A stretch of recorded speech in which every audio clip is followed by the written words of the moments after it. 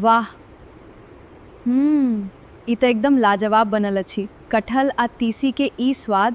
आइ हम बनबै छी तीसी कटहर के सब्जी। तऽ ई सब्जी हम केना बनबै छी तऽ अहाँ सब शुरू से अंत तक देखियो वीडियो। तऽ ई कटहर हम काटि लेलहुँ हँ, पानि में धऽ देलियै कटहर के। आब एहिमे तीसी भूजै छी। आब ई तीसी के भूज के निकालि लेबै, एहि के पीस देबै। आब एहिमे तेल दै छियै। एहिमे आब हम सब्जी बनबै छी।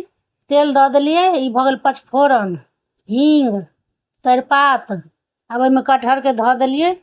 ई जे कटहर अछि से उबालल नहीं अछि, काँचे अछि कटहर। हम काँचे कटहर के बनबै छी सब्जी। आब एहिमे दै छियै हरैद, नून। आब एहिके बढ़िया से मिला देबै। आब एहिमे पानि दऽ दै छियै कनी। के एखुनका कटहर रहै छै ने जुआयल, ई सिद्ध भऽ जाइ छै जल्दी। तऽ हम बिना उबालनेहे बनबै छी तीसी कटहर। तऽ एहिमे पानि धऽ देलियै। आब एहिके झाँपि दै छियै। आब एहिमे आराम से सिद्ध होइत रहतै। आब ई सिद्ध भऽ गेल, पानिओ सुखा गेल, सिद्धो भऽ गेल। आब एहिमे दै छियै मसाला, धनी, मिरचाइ। आ मसाला दऽ कऽ भूजऽ देबै थोड़े देर। आब ई भुजा गेल।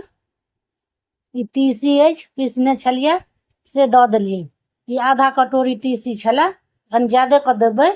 आब एहिमे पानि दऽ दै छियै। आब एहिके बढ़िया से मिला देबै। जते में रस राखऽ के हुए ओहि हिसाब से पानि दऽ देबै। आब एहिमे देबै खट्टा। तऽ खट्टा जे देबै तऽ एहिमे आमिल दियौ या आम दियौ। एखन तऽ आमे के सीजन छै, तऽ हम आमे दऽ के एखन बनबै छी। ई कच्चा आम अछि, ई दऽ दै छियै। सिद्ध भेलाके बादे देबै, तऽ सिद्ध तऽ भइए गेल छै। आब आम दऽ देलियै।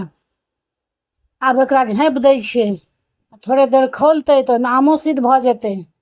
आब देखियौ ई सब्जी के देखै छियै। आब एहिमे आमो सिद्ध भऽ गेल आ सब्जी बनि कऽ तैयार भऽ गेल अछि। ई सब्जी अहिना बना कऽ खेबै, बहुत नीक लागत। सब्जी बना कऽ जरूर खायब। ई वीडियो हमरा लगे अहाँ सबके पसंद आयत।